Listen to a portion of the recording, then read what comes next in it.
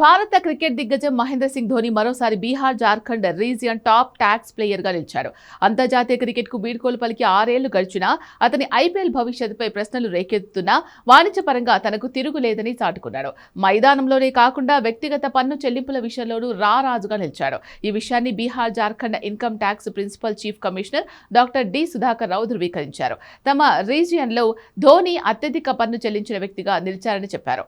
ధోని చెల్లించిన పన్ను ఎంత అనే విషయాలు గోప్యంగా ఉన్నప్పటికీ పన్ను చెల్లింపు విషయంలో ధోని బాగా సహకరిస్తున్నారని అధికారులు మీడియాకు తెలిపారు. అంతర్జాతీయ క్రికెట్ కు ధోని 6 ఏళ్ల క్రితమే వీడ్కోలు పలికినా ఐపీఎల్ లో కొనసాగుతున్నాడు. ఈ సీజన్ లో గాయం కారణంగా ధోని ఒక్క మ్యాచ్ కూడా ఆడలేదు. ఈ సీజన్ తో ధోని కెరియర్ కు ఎండ్ కార్డు పడుతుందని ఒకవైపు ప్రచారం జరుగుతూ ఉండగా మరోవైపు అతని రీ ఎంట్రీ ఎప్పుడా అని ఫ్యాన్స్ ఎదురు చూస్తున్నారు. టోర్నీ చివరి దశకు చేరిన నేపథ్యంలో ధోని రీ ఎంట్రీపై అనేక ఊహాగానాలు వెలువడుతున్నాయి.